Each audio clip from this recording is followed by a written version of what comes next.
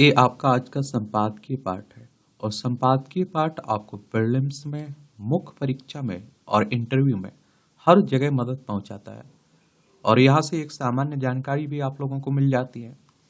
घोर लापरवाही से उपजी त्रासदी, इस तरह के जो एडिटोरियल होते हैं ना, इन्हें जरूर आप लोग पढ़ा करिएगा। अभी आपने हाल ही में देखा ना, मुंबई में एक होर्डिंग हादसा हुआ था ना, उसी की बात हो रही है।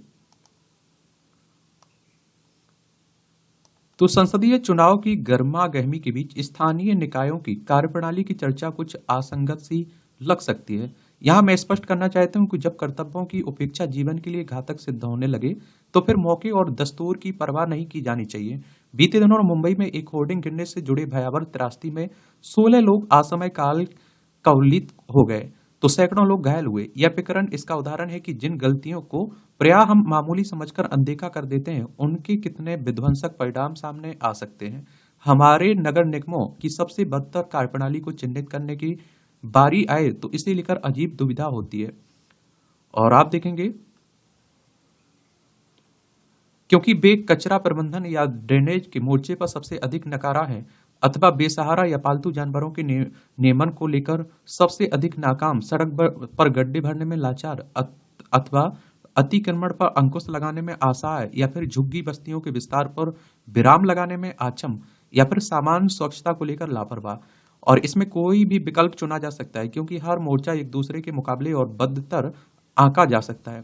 इसी क्रम में आप देखिए, होर्डिंग, बिल बोर्डर्स जैसे आउटडोर विज्ञापनों के लचर प्रबंधन को भी जोड़ा जा सकता है।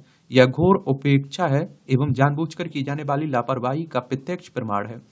नगर निगम आउटडोर विज्ञापनों के लिए निविदाओं के माध्यम से अनुबंध करते हैं और इस व्यवसाय में निगम से अनुबंध हासिल करने वाले ठेकेदार विज्ञापन दाताओं से तो मोटी रकम वसूलते हैं, लेकिन निगम को उसके अनुपात में मामूली राशि अदा करते हैं। जो लोग इस व्यवसाय में संलग्न हैं, उनके लिए उचित प्रतिफल के अधिकार को कोई नकार नहीं सकता है। एक समाज के रूप में हम इतने परिपक्व तो हैं ही, हो ही गए कि निजी लाभ को तिरस्कार के रूप में देखने के बजाय इसे सराहना योग्य मानते हैं। हालांकि इसके साथ ही सरकारी खजाने में अधिक योगदान की संभावनाओं की भी तलाशी जाए और इसलिए ऐसे प्रयास हों जिनके निजी लाभ और राज्य की आय के बीच उचित संतुलन साधा जा सके। अद्यतन डाटा का अभाव भी ऐसे उद्यमों की इस अस्पष्ट प्रकृति को रेखांकित करता है।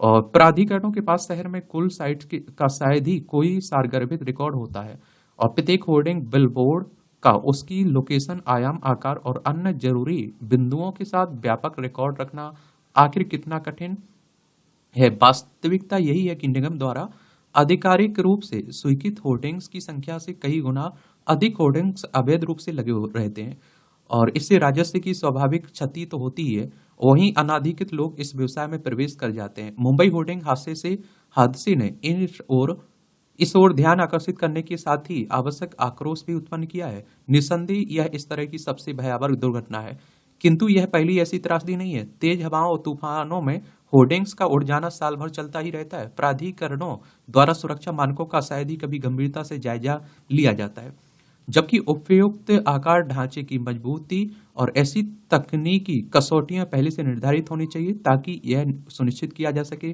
कि तेज हवाओं में ढांचा उड़ ना जाए। ऐसा प्रतीत होता है कि सुरक्षा से जुड़े मानक या तो नदारद हैं या फिर आप देखते हैं कि प्रभावी रूप से लागू ही नहीं है।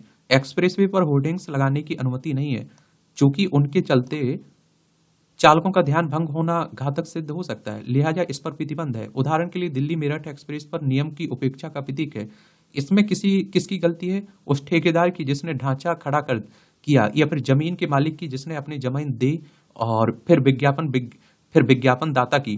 वस्तुतः यह सामूहिक जिम्मेदारी का मामला है। इस क्रम में कार्यवाही का दायित्व भी राष्ट्रीय राजमार्ग प्राधिकरण से लेकर स्थानीय पुलिस और प्रशासन समेत विभिन्न इकाइयों का है। वास्तविकता यह है कि जहां एक और आप देखिए परस्पर दोषारोपण की स्थिति बनती है, वहीं जिन इकाइयों पर नियमों का अनुपालन कराने की जिम्मेदारी है, इसमें उनकी विफलता भी समग्रता में झलकती है। और ऐसा लगता है कि कुख्यात रेत खनन माफिया की तरह एक होर्डिंग माफिया भी उभरता दिख रहा है और कानून को ताक पर रखते हुए वे तंत्र को भ्रष्ट बनाते हैं और विज्ञापन माध्यम को बदनाम करते हैं और सरकारी खजाने को क्षति पहुंचाते हैं और लोगों की सुरक्षा को खतरे में डालते हैं। और इस आलेख का आशय आउटडोर विज्ञापन जैसे प्रभावी माध्यम का विरोध करना नहीं, असल में इस माध्यम के असंगठित, अनियमित स्वरूप और व्यापक भ्रष्टाचार और सुरक्षा मानकों की सा, साल अवहेलना सालने वाली है। दोषियों में कानून के भय का अभाव और अधिकारियों के साथ सांठगांठ दुखदायी हो गई है और इसकी स्वाभाविक परिणति नागरिकों में सुरक्षा बोध के रूप में प्रकट होती है। और ये स्मरण रहे कि केवल समृद्धि ही विकास के लिए पर्याप्त आधार नहीं है, यह केवल एक सराहनीय आरंभिक बिंदु भी है। जीवन की गुणवत्ता और मानव विकास सूचकांक आवश्यक कसौटियां हैं।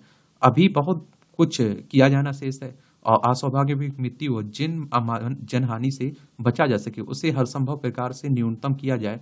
यह सही है कि यहाँ चर्चा नगर निगम में से जुड़ी कुछ प्रमुख जिम्मेदारियों की हो रही है। यह भी सत्य है कि नगर निकाय राज्य सरकारों के अधीन काम करते हैं, किंतु यदि शासन के दो स्तंभ तमाम चुनौतियों का समाधान निकालने में विफल साबित हो रहे हैं, तब फिर सर्वोच्च विधायी संस्था एवं चिंतनशील इकाई के रूप में संसद को ही पहल कर कोई राय दिखानी होगी।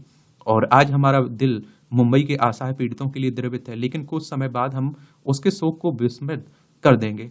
यही मानव स्वभाव है, किंतु हमारे जहन में यह हमेशा रहना चाहिए कि शोक संतप्त परिवारों की स्थितियों से सामंजस्य बिठाने में पता नहीं कितना समय लगेगा। क्या समय के साथ इतनी भीषण त्रासदियों से भी उबर पाना संभव होता है? मैं आशा तो यही करता हूँ। आप देखते हैं हमारे यहाँ कोई आपदा हो जाती तो बड़ी हाय हाय मचती है, फिर कुछ समय के बाद उसे भूल जाते हैं। उसकी आप एक तरह से कहिए कि उस तरह की आप एक तरह से आप देखते हैं कि उस तरह का कोई और आगे घटना ना हो, उसको लेकर हम लोग जागरूक भी नहीं होते हैं, ना ही कोई कदम उठाए जाते हैं। फिर कोई आपदा होती है, उस तरह की घटना घटती है, फिर हम लोग हाय हाय मचाने लग जाते हैं।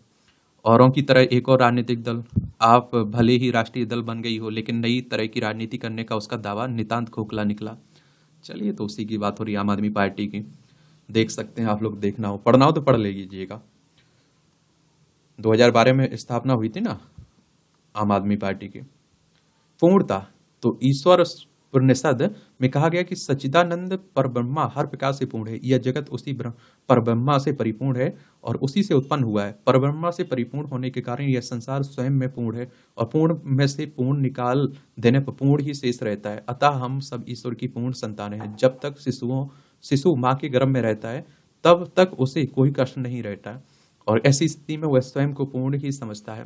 हालांकि जैसे ही वह जन्म लेता है, वैसे ही उसे अपनी अपूर्णता का आभास होने लगता है। उसे भूख लगती है तो वह रोता है। उसे माँ से तनिक भी दूर रहना पड़े तो आप देखिए वह रोता है। यहाँ से अपूर्णता का जो सिलसिला आरंभ होता है वह मृत्यु पर्यंत चलता रहता है। अच्छा कॉलम रखा जाता है, देखना हो तो देख सकते हैं आप लोग। इसकी पीडीएफ जो एजुकेशन सर्कल प्लेटफॉर्म है ना, वहाँ डाल देता हूँ, तो पढ़ सकते हैं आप लोग। चुनावी हिंसा, और हमारे देश में जब भी चुनाव होता है तो हिंसा जरूर होती है। यह चिंताजनक है और निराशाजनक भी है कि देश के कुछ हिस्सों में चुनावी हिंसा नई सिरे से सिर उठाती दिख रही है और इनमें से कुछ ऐसे क्षेत्र भी हैं जहां लंबे समय से चुनावी हिंसा देखने को नहीं मिली, जैसे बिहार। एक समय था जब बिहार चुनावी हिंसा के लिए कुख्यात था। वहां चुनाव के पहले ही हिंसा शुरू हो जाती थी, जो चुनाव बाद तक चलती रहती थी। गत दिवस छपरा में फिर से ऐसा ही देखने को मिला। 5वें चरण के मतदान वाले दिन छपरा में राजद प्रत्याशी रोहिणी आचार्य की एक मतदान केंद्र पर पहुंचने के बाद उनके और भाजपा समर्थकों के बीच जो विवाद हुआ, उसके चलते अगले दिन दोनों पक्षों में हिंसक झड़प हुई और इस झड़प में के दौरान गोली चली, जिसमें एक व्यक्ति की मौत हो गई और 2 अन्य घायल हो गए। राजद और भाजपा नेता एक दूसरे पर आरोप लगा रहे हैं। कहना कठिन है कि सच क्या है, लेकिन इसमें कोई संदेह नहीं कि लोकतंत्र में इस तरह की हिंसा के लिए कोई स्थान नहीं हो सकता है। छपरा में राजद और भाजपा समर्थकों के बीच हिंसक झड़प के बाद तनाव इतना अधिक है कि पुलिस बल की तैनाती बढ़ाने के साथ इंटरनेट सेवा 2 दिन के लिए बंद करनी पड़ी। चूंकि बिहार में अभी कुछ सीटों पर मतदान होना शेष है, इसलिए प्रशासन को सजग रहना होगा और चुनावी हिंसा की वापसी शुभ संकेत नहीं है। और देश के अन्य राज्यों में भले ही चुनाव हिंसा पर लगाम लग गई हो, लेकिन बंगाल में पंचायत चुनाव से लेकर लोकसभा चुनाव तक हिंसा होती है। कई बार तो यह हिंसा बड़े भयावह रूप से होती है, जैसे कि पिछले विधानसभा चुनाव के बाद हुई। इस लोकसभा चुनाव में बंगाल मतदान का कोई भी ऐसा चरण नहीं है जब परस्पर विरोधी दलों के कार्यकर्ता टकराए ना हो अथवा उनमें बम ना चले हों। बंगाल में यह सिलसिला कायम है तो इसलिए क्योंकि कुछ दलों ने चुनावी हिंसा को अपनी राजनीतिक संस्कृति का हिस्सा बना लिया। बंगाल चुनावी हिंसा से इसलिए मुक्त नहीं हो पा रहा है क्योंकि यह राजनीतिक दल बाहुबल पर यकीन रखने वाले अपने नेताओं को संरक्षण प्रदान करते हैं। और यह परंपरा आप देखते हैं कि वामपंथी दलों से शुरू हुई थी, जिसे तृणमूल कांग्रेस ने भी अपना लिया। आज स्थिति यह है कि तृणमूल कांग्रेस कार्यकर्ताओं और समर्थकों के निशाने पर सभी विरोधी दल के नेता और कार्यकर्ता रहते हैं। गत दिवस पूर्व मेदिनीपुर में तृणमूल कांग्रेस और भाजपा कार्यकर्ताओं में झड़प हुई, जिसमें 3 भाजपा कार्यकर्ता जख्मी हुए। इसी तरह कोलकाता में माकपा प्रत्याशियों के प्रचार में लगे वाहन पर पथराव किया गया। चूंकि यह स्पष्ट है कि ममता सरकार की चुनावी हिंसा को थामने में कोई दिलचस्पी नहीं है, इसलिए चुनाव आयोग को और अधिक सतर्कता का परिचय देना होगा। देखिए, इस इलेक्शन के कमीशन की बात करें तो ये भी आजकल आप देखिए चुप बैठा हुआ है, तो बहुत सारे सवाल इस पर भी खड़े हो रहे हैं। इलेक्शन कमीशन ऑफ इंडिया की बात हो रही है, जहां आप देखते हैं कि इसे एक कड़ा संदेश देना चाहिए था, एक अच्छे कदम उठाना चाहिए था, वहां चुनाव आयोग चुप हो जाता है। तो इलेक्शन कमीशन ऑफ इंडिया की बात करें तो भारतीय निर्वाचन आयोग एक संवैधानिक संस्था है। संविधान के अनुच्छेद 324 के तहत चुनाव आयोग की स्थापना की बात की गई है 25 जनवरी 1950 में, और चुनाव और आयोग की देख में ही यही चुनाव होते हैं। और चुनाव आयोग पर बहुत सवाल खड़े हो रहे हैं इस समय, आप लोग देख रहे हैं। और इससे आप देखिए लोकतंत्र की जो छाप है, हमारी दुनिया का सबसे बड़ा लोकतंत्र, ये भी कमजोर होने की बात होती है। बहुत सारे लोग वोट डालने नहीं जा रहे हैं आजकल, इतना आप देखिए जागरूकता फैलाने के बाद। इनसे पेड़ डाले। उत्तर प्रदेश के अधिकांश संसदीय क्षेत्रों में अपेक्षा से कम मतदान, जहां चुनाव आयोग के लिए चिंता का विषय बना हुआ है। वहीं ललितपुर के 3 गांवों ने 100% मतदान कर आने वाले चरणों के चुनाव में मतदाताओं के लिए बड़ा उदाहरण सामने रखा है। सौलदा, बमहोरी, नांगल और बुधनी नामक इन तीनों गांव में 1013 मतदाता थे, जिनमें हर एक अपने मतदान केंद्र तक पहुंचा। न सिर्फ लोकतंत्र के प्रति अपनी गहरी आस्था का परिचय दिया, बल्कि पूरे प्रदेश के लिए प्रेरणा स्रोत भी बने। इसके लिए ग्राम प्रधान और गांव के लोगों को बधाई के पात्र है ही, जिला निर्वाचन अधिकारी अक्षय त्रिपाठी की भी सराहना की जानी चाहिए, जिन्होंने इस लक्ष्य को हासिल करने के लिए अपने स्तर पर भी प्रयास करे। इन गांव के 2 लोग राज्य के बाहर नौकरी कर रहे थे और उनका मतदान में भाग लेना मुश्किल था, लेकिन यही यदि इच्छा शक्ति है हो तो असंभव भी संभव बन जाता है। एक तो फ्लाइट से और एक दूसरे गृह मंत्रालय से अनुमति लेकर गांव बुलाया गया और अंततः इतिहास बन गया। मतदान यदि जागरूक है तो वह अपने वोट की कीमत भी समझता है। और मतदाता, और आप देखते हैं कि और हर हाल में वोट डालने वाला है, लेकिन बड़ी संख्या में ऐसे लोग हैं जो बातें तो बड़ी बड़ी करते हैं, लेकिन जब मतदान का कर्तव्य निभाने की बारी आती है तो पीछे हट जाते हैं। इसलिए इस बार चुनाव आयोग ने मतदान प्रतिशत बढ़ाने के लिए तरह तरह के कार्यक्रम भी किए। हालांकि बहुत कुछ प्रशासनिक अधिकारियों के संकल्प पर ही भी निर्भर करता है कि वे कितने मनोयोग से अपने काम को करते हैं। ऐसा उदाहरण कहाँ मिलता है कि सिर्फ एक मतदाता को बुलाने के लिए ब्लॉक स्तरीय मतदान कर्मी फ्लाइट के टिकट के लिए 18,000 रुपये एकत्रित करें। और इन 3 गाँव के लोगों ने सामूहिकता को जिस भावना का परिचय दिया, उससे इसका संदेश दूर तक जाएगा, विशेष तौर पर शहर वासियों के लिए, जो तो यह आईना दिखाने जैसा है। बहुत सारे लोग शहर में होते हैं फिर भी वोट नहीं डालने जाते हैं। शारीरिक शोषणों की सनक से बचें युवा। ये आप देखिए हाल ही में बलिष्ठ मांसपेशियों और बेहतर शारीरिक बनावट के लिए प्रोटीन सप्लीमेंट, आजकल आप देखिए जो भी जिम जाता है या आप देखिए दौड़ भाग करता है, रनिंग करता है, वो आप देखिए सबसे पहले खरीदेगा प्रोटीन। तो प्रोटीन सप्लीमेंट के सेवन में युवाओं के बढ़ते रुझान को लेकर स्वास्थ्य विशेषज्ञों ने चिंता जताई है। भारतीय आयुर्विज्ञान अनुसंधान परिषद ICMR द्वारा जारी आहार संबंधी दिशा निर्देशों में प्रोटीन सप्लीमेंट के कारण होने वाले दुष्प्रभावों को लेकर युवा पीढ़ी को सजगता बरतने की बात कही है। इन दिनों बहुत से युवाओं में अच्छे स्वास्थ्य के मायने शारीरिक शोषणों तक ही सिमट गए हैं। महानगरों से लेकर गांव कस्बों के तक आम परिवारों से आने वाली युवाओं में भी शारीरिक शोषणों की यह भयानक देखने को मिल रही है। सुगठित शरीर पाने और शारीरिक बनावट को तराशने की इस सनक ने प्रोटीन सप्लीमेंट को बाजार को बढ़ावा दिया है। देखते ही देखते प्रोटीन अनुपूरक का एक बड़ा बाजार तैयार हो गया। साल 2023 में हमारे देश में प्रोटीन आधारित उत्पादों का बाजार, ये आप देखिए 33,028.5 करोड़ का था और रुपए का। तेजी से विस्तार पाते प्रोटीन सप्लीमेंट की खपत को लेकर चिंतित विशेषज्ञों का कहना है कि शरीर बनाने की चाहत में युवा प्रोटीन पाउडर के नाम पर जाने अनजाने में शरीर को नुकसान पहुंचाने वाले पदार्थों का भी सेवन कर रहे हैं, जिसके चलते इस आयु वर्ग में डायबिटीज, हृदय रोग और मोटापे जैसी बीमारियों का जोखिम भी बढ़ा है। शोधकर्ताओं के अनुसार लंबे समय तक और अधिक मात्रा में उच्च प्रोटीन वाली चीजों का सेवन करने से किडनी से जुड़ी स्वास्थ्य समस्याएं के बढ़ने का भी खतरा पैदा हो सकता है। ज्ञात हो कि कभी खिलाड़ियों, बॉडी बिल्डरों और स्वास्थ्य के प्रति जागरूक उपभोक्ताओं द्वारा इस्तेमाल किए जाने वाले प्रोटीन अनुपूरकों का सेवन, इनके विषय में सही जानकारी ना रखने वाले लोग भी भरपूर कर रहे हैं। और वस्तुतः आप देखिए शरीर कि स्वस्थ और मजबूत बनाने के लिए प्रोटीन की आवश्यकता आवश्यकता आप देखते हैं कि होती है। और यह मांसपेशियों आप देखते हैं कि मांसपेशियां हड्डियों की मजबूती के साथ साथ शरीर के अन्य कार्यों को सुचारू रूप से चलाने के लिए भी जरूरी है। शारीरिक रूप से अधिक श्रम वाले और नियमित व्यायाम करने वाले लोगों को प्रोटीन की जरूरत भी अधिक होती है। इसके लिए आहार विशेषज्ञ प्रोटीन सप्लीमेंट की जगह प्राकृतिक स्रोतों से प्रोटीन प्राप्त करने की सलाह देते हैं। चिंतनीय नहीं है कि खान पान पर ध्यान देने के बजाय बाजार में उपलब्ध प्रोटीन उत्पादों के सेवन का आसान रास्ता चुनने वाले लोगों की संख्या अधिक है, जबकि बाजार में मिलने वाले प्रोटीन पाउडर में अतिरिक्त शर्करा और कृत्रिम स्वाद के लिए रसायन भी मिलाए जाते हैं। ऐसे में स्वास्थ्य से जुड़े सभी पहलुओं को समझते हुए इनका सेवन किया जाना चाहिए। अच्छा कॉलम लिखा जाता है, थोड़ा ध्यान रखना चाहिए और युवाओं को भी सोचना चाहिए। एक कॉलम रहते हैं, टिप्पणियां रहते हैं, देख सकते हैं, देखना हो तो। बेलगाम इंटरनेट मीडिया पर अंकुश का समय। और इस समय आप देख रहे हैं जिस तरह से इंटरनेट का उपयोग किया जा रहा है, इसके दोनों पहलू हैं। देखिए, नेगेटिव भी है, पॉजिटिव भी है। अब कौन कैसे उपयोग कर रहा है ये उस पर निर्भर करता है। आप देखिए इंटरनेट का कितना फायदा हुआ है। लोग आज घर बैठ के तैयारी कर ले रहे हैं, टॉपर बन जा रहे हैं। आप देखिए जो बड़े बड़े शहरों में नहीं जा सकते थे, उन्हें कितनी सुविधा मिली है। स्मार्टफोन उनके लिए दुनिया का सबसे अच्छा वरदान साबित हुआ। इंटरनेट मीडिया मंचों का बेलगाम विस्तार आज पूरी दुनिया के लिए एक बड़ी चिंता का विषय बन गया है। हर देश में मंथन जारी है कि इनकी चुनौतियों से कैसे निपटें। ऑस्ट्रेलिया की सरकार ने ऐलान किया है कि वहां इंटरनेट मीडिया मंचों के प्रभाव की जांच की जाएगी। आज इंटरनेट मीडिया मंचों की पहुंच बहुत ज्यादा है और वे फैसला कर रहे हैं कि लोग क्या देखें। मामला सिर्फ ऑस्ट्रेलिया का नहीं, बल्कि इसे भारत के संदर्भ में और अमेरिका, चीन आदि देशों में लगे प्रतिबंधों के आधार पर भी देखे जाने की जरूरत है। लोकसभा चुनाव से पहले मार्च में प्रधानमंत्री नरेंद्र मोदी ने इंटरनेट मीडिया मंचों के सतर्क इस्तेमाल और डीप फेक के मामलों में सावधानी बरतने को कहा है। खुलकर कहें और संभल कर कहें। और इसमें संदेह नहीं है कि एक्स, फेसबुक, व्हाट्सएप और इंस्टाग्राम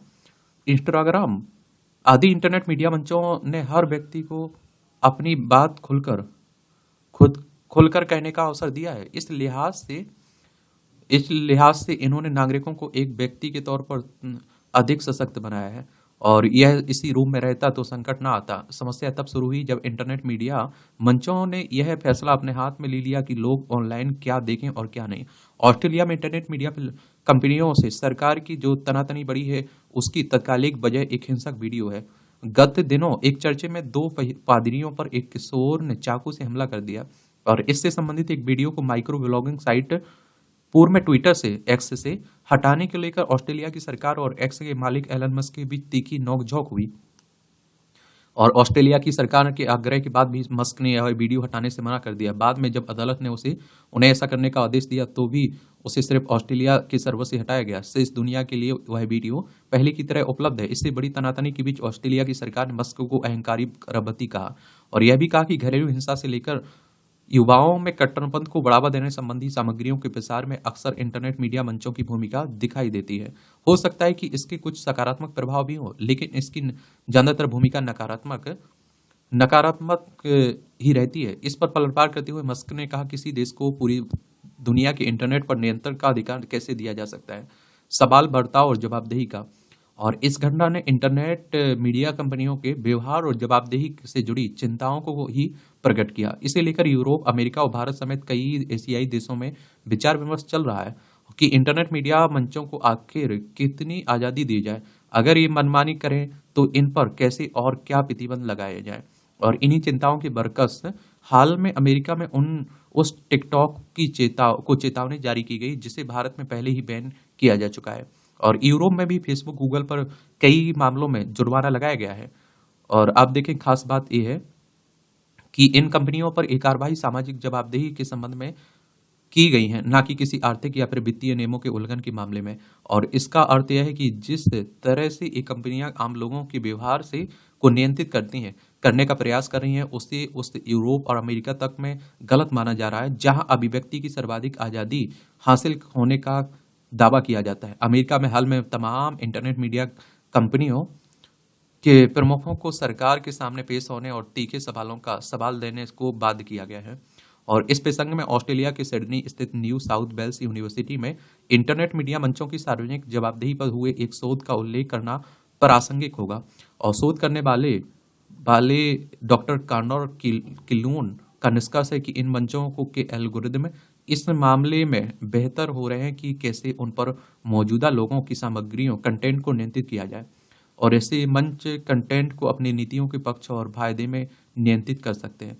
सरल शब्दों में कहें तो ये मंच किसी खास उत्पाद नीति विचारधारा का प्रचार प्रसार नियंत्रित कर सकते हैं। यदि ये चाहें तो उन सामग्रियों की पहुंच सीमित भी कर सकते हैं जिसे ये पसंद नहीं करते हैं। साथ ही जिन चीज चीज का प्रचार करना चाहें आम लोगों के कंटेंट के जरिए ऐसा आसानी से कर सकते हैं। ऐसे इसे एक उदाहरण से समझा जा सकता है। अमेरिका के कैलिफोर्निया और न्यूयॉर्क समेत 33 राज्यों में इंस्टाग्राम फेसबुक को संचालित करने वाली कंपनी मेटा पर दर्ज मुकदमों में आरोप लगाया गया कि इन सोशल मीडिया मंचों से बच्चों और किशोरों को नशे की लत के लिए उकसाया जा रहा है, और इन इन पर उपलब्ध कंटेंट बच्चों के मानसिक स्वास्थ्य पर प्रतिकूल असर डाल डाल रहे हैं। दर्ज मुकदमों के अनुसार ये मंच बच्चों और किशोरों को लुभाने के लिए ताकतवर तकनीक का इस्तेमाल कर रहे हैं, और इनकी वजह से बच्चों में बॉडी डिस्मार्फिक डिसऑर्डर नामक मानसिक बीमारी पैदा हो रही है। इस बीमारी के प्रभाव में आकर बच्चे और किशोर अपने भीतर किसी शारीरिक कमी का अनुभव करते हैं और खुद को वास्तविक समाज से दूर कर लेते हैं।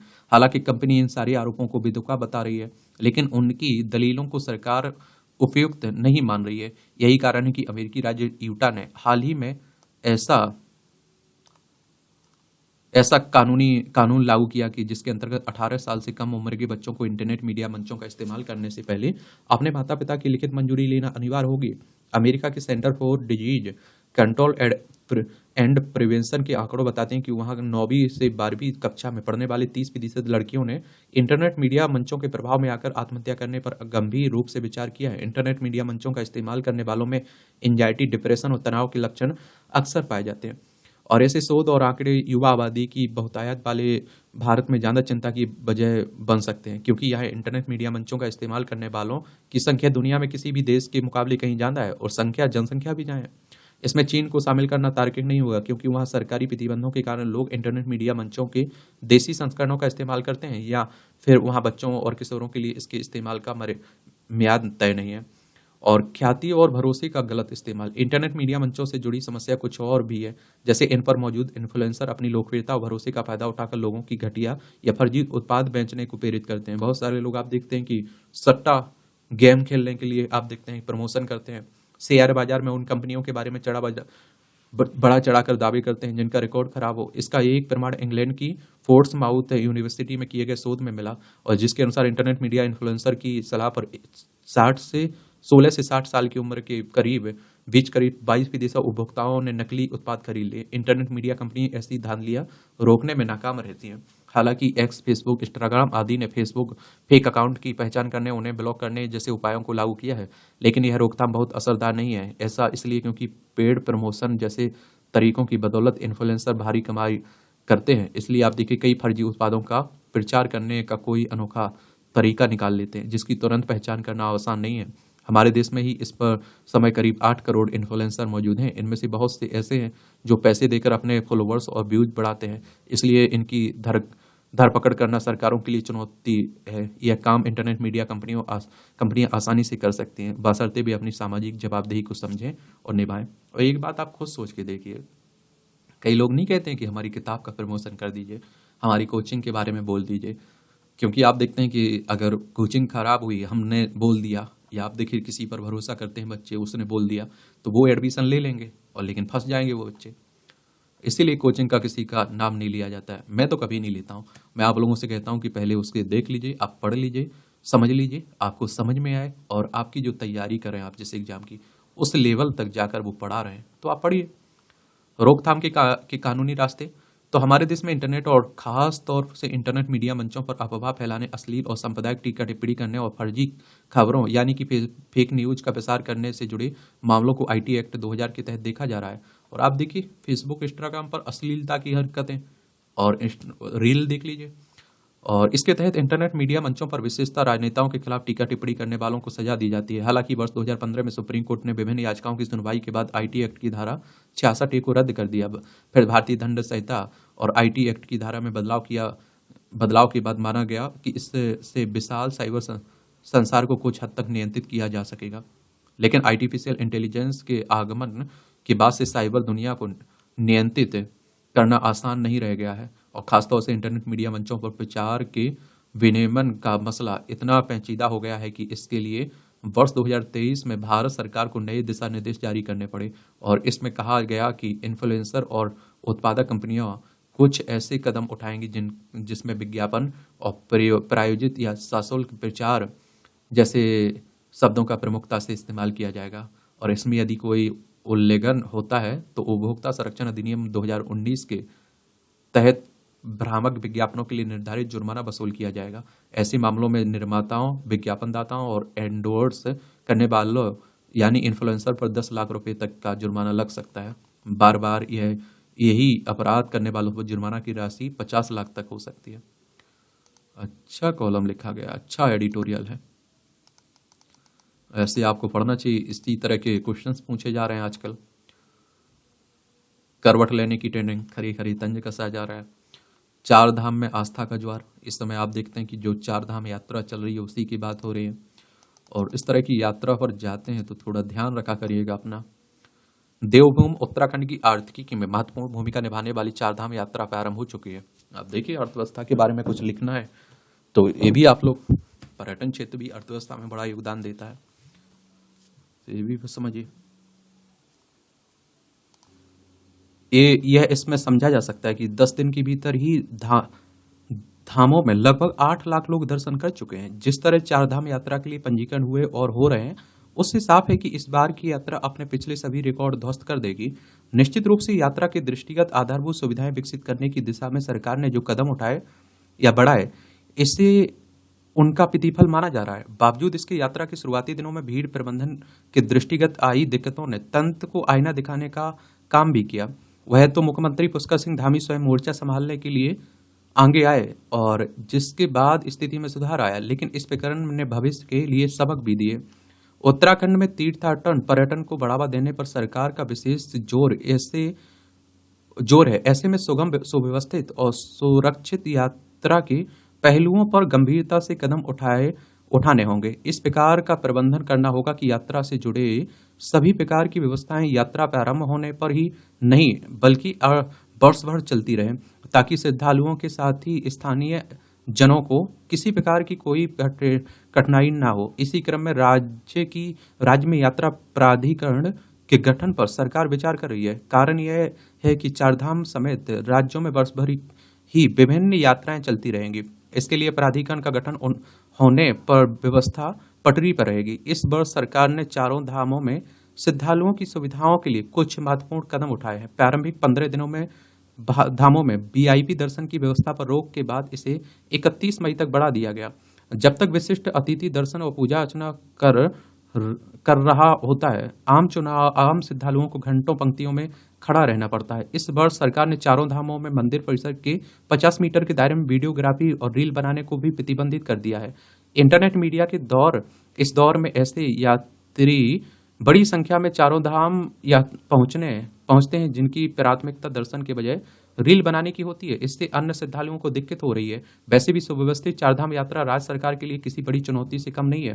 लगभग हर वर्ष सरकार इससे जूझना पड़ता है सरकार को, क्योंकि श्रद्धालुओं की संख्या लगातार बढ़ रही है। 2022 में 46 लाख और पिछले 56 लाख से अधिक श्रद्धालु चारों धाम पहुंच चुके थे, और इस स्थिति में अक्सर मांग उठती है कि चारधाम यात्रा मार्ग पर स्थित नगरों और कस्बों की धारण क्षमता का आकलन किया जाए और इसी आधार पर प्रतिदिन आने वाले श्रद्धालुओं एवं पर्यटकों की संख्या का निर्धारण हो।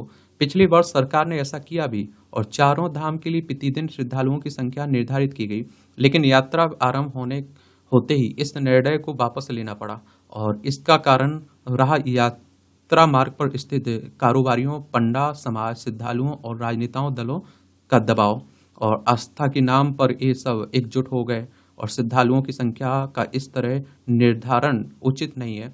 यह स्थिति सरकार के लिए इधर कुआं उधर खाई सरीकी कही जा सकती है। यह इसलिए क्योंकि किसी दुर्घटना अथवा आपात स्थिति में सरकार की क्षमता और यात्रा व्यवस्था पर प्रश्न चिन्ह लगाए जाने लगते हैं, और उधर आम श्रद्धालु स्थानीय व्यक्ति तब स्थिति की गंभीरता समझ पाते हैं जब घटना घटित हो जाती है। भविष्य में सरकार को पर्वतीय शहरों एवं कस्बों के साथ ही चारों धामों का धारण क्षमता का आकलन कर व्यवस्था सुनिश्चित करनी होगी। श्रद्धालुओं को राज्य के पर्वतीय क्षेत्रों की विषम भौगोलिक परिस्थितियों के प्रति जागरूकता किया जाना चाहिए और ताकि वे सभी चीज़ों का ध्यान रख अपनी यात्रा का कार्यक्रम निर्धारित करें। इस बीच यमुनोत्री धाम में शुरुआती चरणों में आई दिक्कतों को देखते हुए अब इस तरह की व्यवस्था बनाई गई है कि धाम में श्रद्धालु 1 घंटे से अधिक समय तक ना रुकें। इसके लिए सार्थक परिणाम भी आए हैं। यह व्यवस्था भविष्य में अन्य धामों में भी अपनाई जा सकती है। इसके साथ ही यात्रा के व्यवस्थित संचालन और प्रबंधन में भी रही कमियों का भी सरकार विश्लेषण कर रही है और अपर मुख्य सचिव को इसकी रिपोर्ट तैयार करने के निर्देश भी दिए गए ताकि भविष्य में ऐसी कोई परेशानी ना आए। और यही नहीं, मुख्यमंत्री ने गढ़वाल मंडलायुक्त और पुलिस महानिरीक्षक को डायवर्जन प्लान तैयार करने के निर्देश दिए ताकि श्रद्धालु पंजीकरण की तिथि से पहले अथवा बिना पंजीकरण के राज्य की सीमा में प्रवेश कर चुके हैं उन्हें अपनी बारी आने तक इन 4 धाम के अलावा अन्य धार्मिक स्थलों पर भेजा जा सके। अच्छी बात है। ये जैविक विविधता पर संकट, जैव विविधता हो, जैव विविधता पर संकट या फिर जलवायु परिवर्तन हो, पर्यावरण की बात हो, तो ये जैव विविधता पर अब गहराता संकट पर्यावरण के साथ साथ भाषा और संस्कृति को भी नष्ट कर रहा है। अमेरिका की पेन स्टेट यूनिवर्सिटी की शोधकर्ताओं के अनुसार पृथ्वी के जैव विविधताओं वाले उच्च क्षेत्रों में उच्च भाषाई विविधता भी होती है। विश्व की 70% भाषाएं उच्च जैव विविधता वाले स्थलों पर पाई जाती हैं और आप देखते हैं कि ये जाती हैं। आंकड़े बताते हैं कि हाल में इन प्रमुख पर्यावरणीय क्षेत्रों में समय के साथ संस्कृति और भाषाओं के स्तर में गिरावट आई है। यह संकेत देने के लिए काफी है कि भविष्य में हमें अनेक खतरों का सामना करना पड़ेगा और समृद्ध जैव विविधता के बिना हम पर्यावरण की रक्षा नहीं कर सकते हैं। इस दौर में पर्यावरण की स्थिति किसी से छिपी नहीं है और हालात ये है कि मौसम का समस्त चक्र भी अनियमित हो गया है।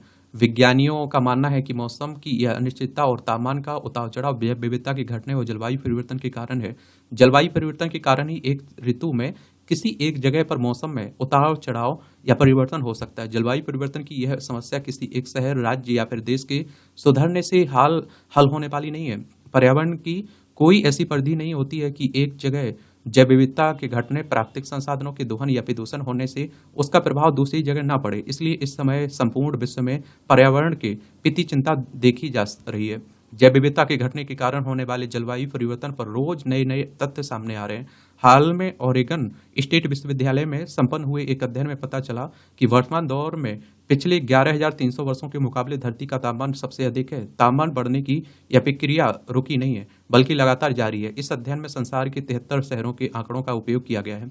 विज्ञानियों ने इन आंकड़ों के माध्यम से हिमयुग की समाप्ति में से लेकर इस दौर तक धरती के तापमान की रूपरेखा तैयार की है और इस रूपरेखा के आधार पर यह अनुमान लगाया गया कि धरती पिछले 11,300 साल के लगभग 80% काल में जितनी गर्म थी, आज उससे भी कहीं अधिक ज्यादा गर्म है। यह दुर्भाग्यपूर्ण है ही है कि जैव विविधता घटने के कारण पृथ्वी लगातार गर्म हो रही है और धरती का तापमान बढ़ने के कारण ही अंटार्कटिका और ग्रीनलैंड के बाद विश्व में बर्फ के तीसरे सबसे बड़े भंडार माने जाने वाले कनाडा के ग्लेशियरों पर संकट के बादल मंडरा रहे हैं। अगर यही हाल रहा तो इन ग्लेशियरों के पिघलने से दुनिया भर के समुद्रों का जल स्तर बढ़ सकता है।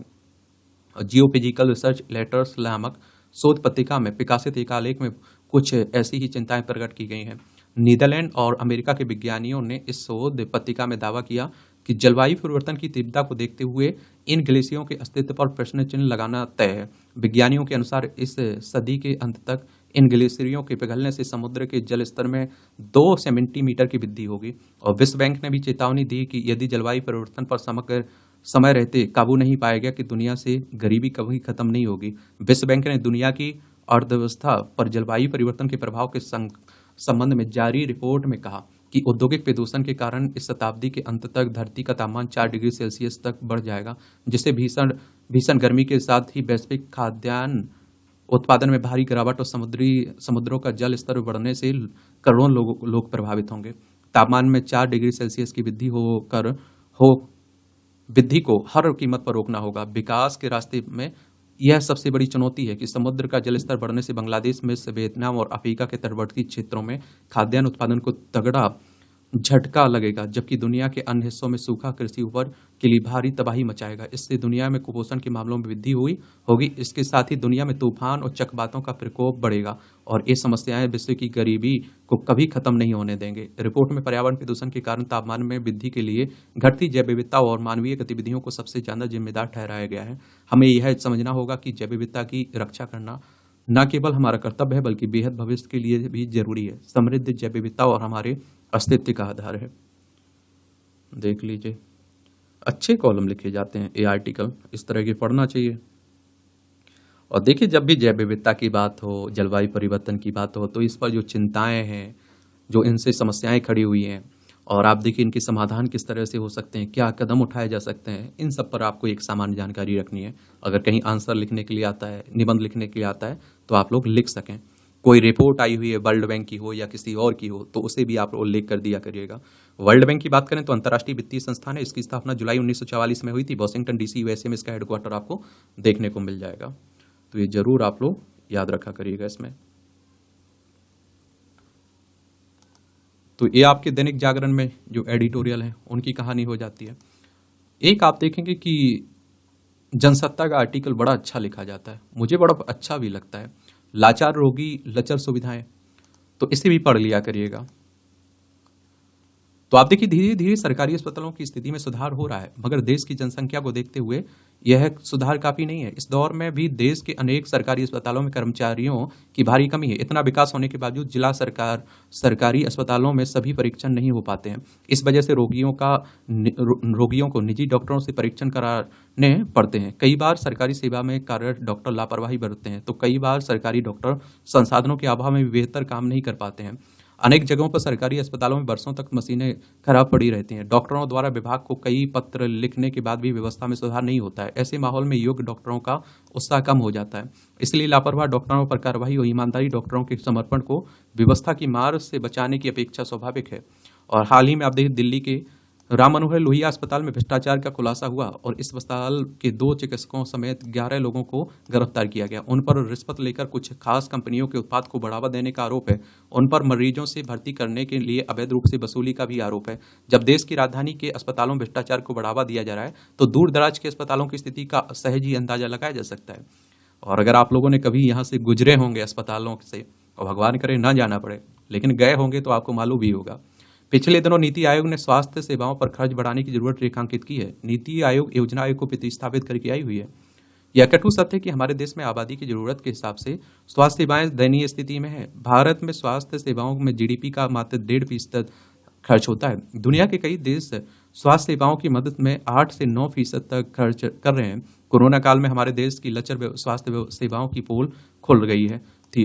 अगर हमारे देश का स्वास्थ्य ढांचा बेहतर होता है तो कोरोना काल में जनता को ज्यादा सुविधाएं दी जा सकती हैं। उस वक्त जहां एक और आप देखिए अनेक डॉक्टर कई तरह के